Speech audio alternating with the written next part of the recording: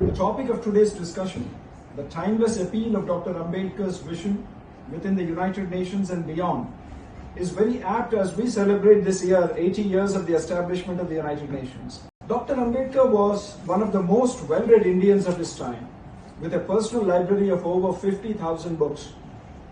He had unique academic credentials among Indian leaders. He infused a pragmatic and rational approach to policy making and political activism. And he espoused modernization, industrialization and urbanization. Honorable Minister of State for Social Justice and Empowerment, Sri Ramdas Athavale, Dr. Santosh Raut, visiting professor of the Harvard Divinity School, Excellencies, ladies and gentlemen. It gives me great pleasure to welcome you to the commemorative event to mark the 131st birth anniversary of Dr. BR Ambedkar. Dr. Ambedkar was a leading figure of India's freedom struggle and architect of India's constitution, an eminent jurist, economist, and one who dedicated his life for laying the foundation of our modern republic. The topic of today's discussion, the timeless appeal of Dr. Ambedkar's vision within the United Nations and beyond, is very apt as we celebrate this year 80 years of the establishment of the United Nations. Dr. Ambedkar was one of the most well-read Indians of his time, with a personal library of over 50,000 books. He had unique academic credentials among Indian leaders of having pursued much of his Western education in the United States at Columbia University, in addition to British-based institutions that were common among his contemporaries, such as the London School of Economics. He infused a pragmatic and rational approach to policy making and political activism, and he espoused modernization, industrialization and urbanization, with a specific focus on pursuit of progress and happiness for all. Above all, he brought his keen intellect and intelligence to bear on the multifaceted political struggle to achieve India's independence. Today, I would like to discuss a few core aspects of his political philosophy that have a timeless appeal within the United Nations and beyond. Dr. Ambedkar was unique among the jurists and political leaders of his time to have devoted his attention to mainstreaming fraternity as a core principle of nation building and ordering the relations not only between citizens but also between nations. In his view, fraternity was another name for democracy. It was primarily a mode of associated living and of communicated experience. He said that it was essentially an attitude of respect and reverence among fellow men.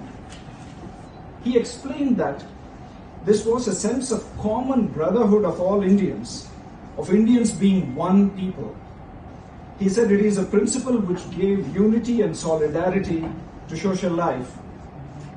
In the preamble to the Indian Constitution, Dr. Ambedkar committed Indians to promote fraternity among all citizens, with a specific focus on assuring the dignity of the individual and the unity of the nation.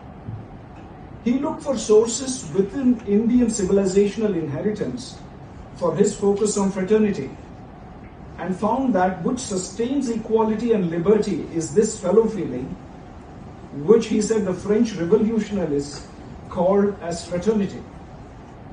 Yet he felt that fraternity was not an adequate expression to express the fellow feeling, and felt that the Sanskrit term Maitri better encapsulates the fellow feeling which sustains equality and liberty, which he opines is therefore the root of democracy. The concept of human fraternity that Dr. Ambedkar espoused is strongly connected to the core principles and purposes of the United Nations Charter. The UN Charter emphasizes international cooperation, the promotion of respect for human rights and fundamental freedoms, and the development of friendly relations among nations, all of which align with the values of human fraternity. In fact, the United Nations General Assembly has on 21st of December 2020 adopted Resolution 75/200, declaring the 4th of February as the International Day of Human Fraternity. It is an acknowledgement that tolerance, pluralistic tradition, mutual respect, and the diversity of religions and beliefs promote human fraternity. Second, the second aspect of his approach that was very influential and unique was exploring what type of morality should guide the programs and policies of the new republic. Dr. Ambedkar prioritized constitutional morality over other forms of traditional, societal, or religious frameworks of morality. He opined that constitutional morality is not a natural sentiment, and it has to be cultivated. He believed that the founding ideals of the Indian Constitution of liberty, equality, and fraternity should be harnessed for achieving a just society and state, and should guide the governance and future march of the young republic. Some of the path-breaking initiatives in the Indian Constitution flowed from this conception of constitutional morality, and indeed were far ahead of the democracies in the West. The first of this is gender equality and granting women the right to vote alongside men. He drafted the Hindu Code Bill to secure women's equal inheritance rights, the right to divorce, and other legal protections. He believed that without women's education and granting them equal rights, progress and development were not possible.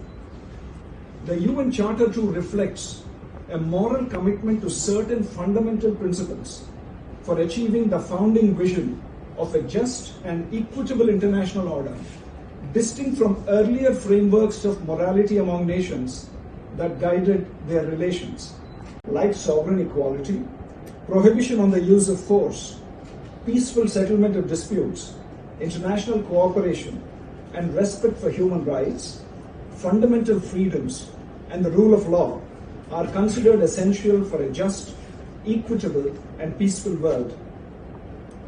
Finally, I would like to note that Dr. Ambedkar looked at democracy as a way of life, and whose institutional mechanisms and pillars were not an end in themselves, but the means to bring into play the constitutional morality of the Indian Constitution, to ensure that all citizens enjoyed equality and were able to fully utilize their capacities, resulting in a nation with citizens and communities demonstrating shared interests and mutual respect and informed by fraternity. Indeed, at a global level, this is the same vision that animates the multilateral system represented by the United Nations. How to ensure that the framework of morality of the UN Charter guides the international order and interaction between peoples and nations, so that we have justice and equality, with no nation left behind. As Dr. Ambedkar notes, prioritizing such a framework of morality is not a natural sentiment, but it has to be cultivated. The world cannot afford an unjust and inequitable international order with only the topsoil representing the elements of the UN Charter. As we mark UN at 80 this year, reforming the United Nations cannot be postponed any further, and making it fit for purpose is the need of the hour. We cannot have the morality of 1945 guiding the conduct between nations and peoples in 2025.